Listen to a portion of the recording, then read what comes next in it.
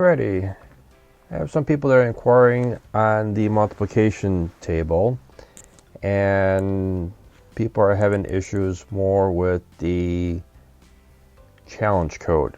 Now, as you would suspect, that we're going to be utilizing a nested loop in this particular case, and if you don't understand the logic of this is where creating pseudocode or flowchart become very, very important, because as you can see, I have two sets of output which are identical. One I have done basically with utilizing a while loop, and the other one I did with a for loop. The output is the same. The while loop I was able to do in 13 lines of code, and the for loop I was able to do in 11 lines of code. Not that difficult. Let's take a look to see, before we start putting things to pseudocode or even a flowchart, let's look at the conditions that arise when we're doing this particular component here. So clearly we are going to have rows and columns that we're going to be doing. This is our rows, these are our columns, and you can see that the columns need to repeat more often than the rows. Rows do one time, columns repeat multiple times. So that means that our row is going to be our outside loop, and our column is going to be our inside loop. With that also being said, we're also going to have some specific conditions, more or less if statements, that we need to go through to identify how the information is being printed. Now, another big hint to this is, it doesn't matter if you utilize a while or a for loop, but you could utilize a while and then also do else, or you could do a for and also do else as well. But here we are also able to include it in a while or a for. Now, the reason why we need to have the else here is when we're looking at the output for the different rows, the print statement by default automatically prints a new line. So a couple things to point out with the print statements. When we're printing out basically the values of the print statement, we need to suppress the return. So we're going to have one continuous row here, and then once we reach basically column 10, because that's our last column, that's where we're going to invoke the new line, so we print on our next line.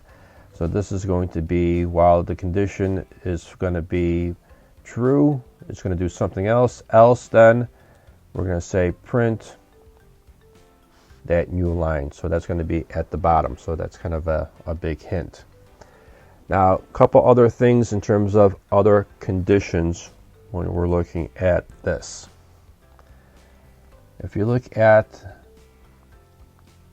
our column 1, our column 1 is going to be a special condition that if we're at column 1, we're going to print row times column and this vertical line. Else, right, we're going to print row times column. All right, else we're going to print row times column. The difficulty that some of you are having is probably printing out the horizontal line. Now, technically speaking, when we're incrementing our values in the loops, this is technically row number 2. Now, this is where some clever logic needs to be applied over here, because if you're testing and checking if this is going to be row 2, you might have some unexpected results that in some cases this row may not display correctly or not at all, or certain things are going to be out of whack. So that means we need to have another test condition. So we're looking at this particular condition. If row is equal to 1 and column is equal to 10, and column is equal to 10, that is a special condition that then will need to print out this particular line. So let's take a look at more of the pseudocode and how this is basically applying. If we look at the pseudocode, we have our row, and then we have our column. So we have our inside and outside loop, and then we're going to basically look at our if condition. So this is going to be our, again, our outside loop, and this is going to be our inside loop. Again, I'm not giving you all the correct syntax that you need to type. I'm just giving you some basic structure in terms of the logic here. So now if basically, let's say column is equal to 1, then what we want to do is basically print row times the column along with our vertical line.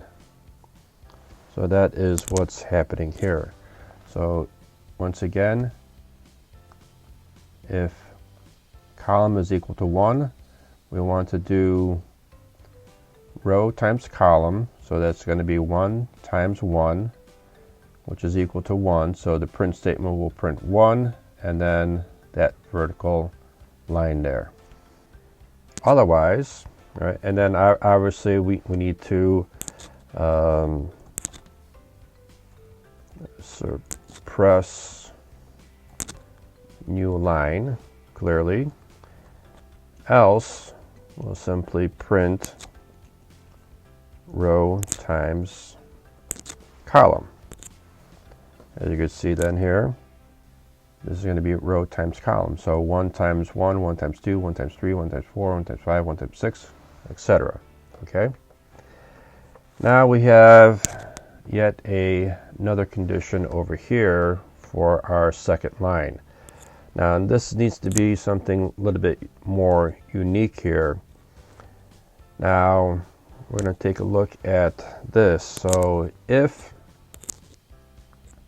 let's say, row is equal to 1 and column is equal to 10, then we need to basically print, I just noticed we didn't have the right print here. Then we want to print row times column, because my focus now is at this value here. So when, again, row is equal to 1 and column is equal to 10, we want to print this component, and then after that we want to also print this. So we're going to print that, and then we also want to print, and we want to print 1, 2, do this 1, 2, 3, 4, this, and then another equals times 40, something along those lines.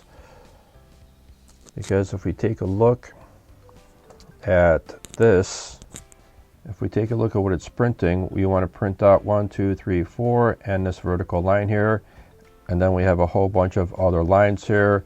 So if you remember from our previous coding, we did equals times 40 or something like that, if you remember the syntax.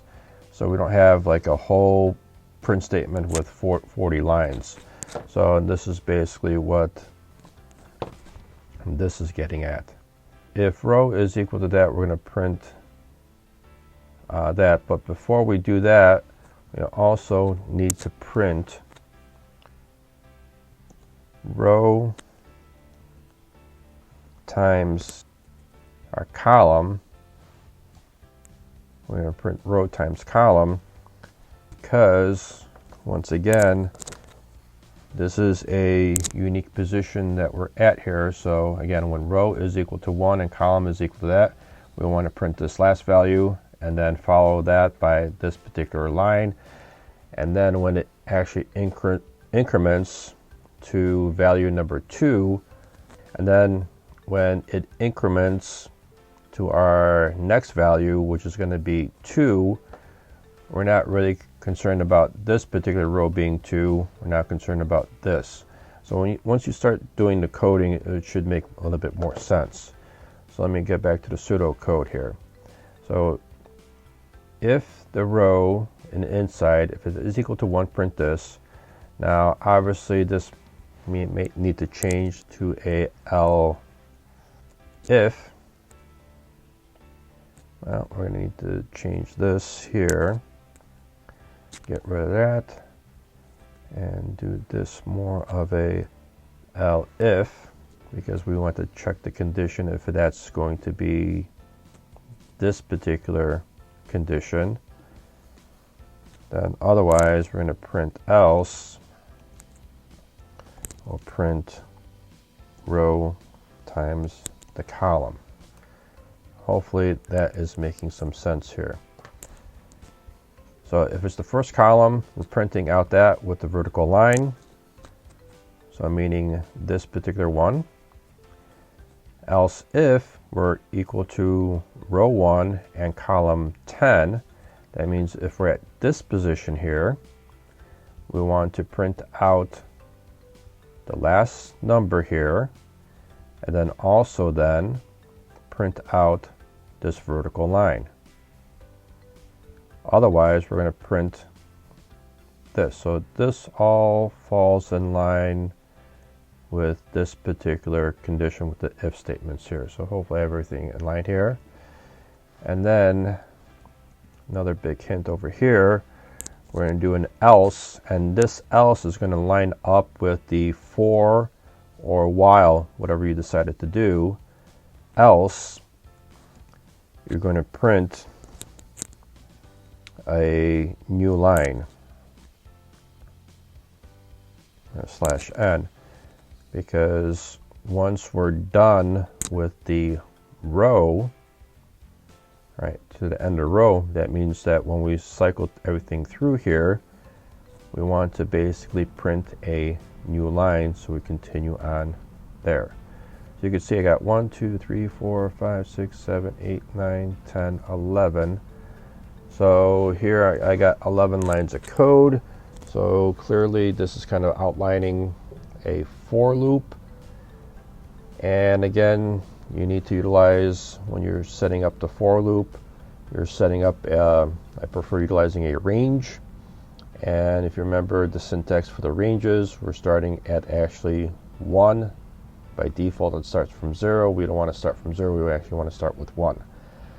So basically, that's kind of the bottom line of the code. And you just kind of have to kind of massage it and kind of fill in for the correct syntax to make this all work.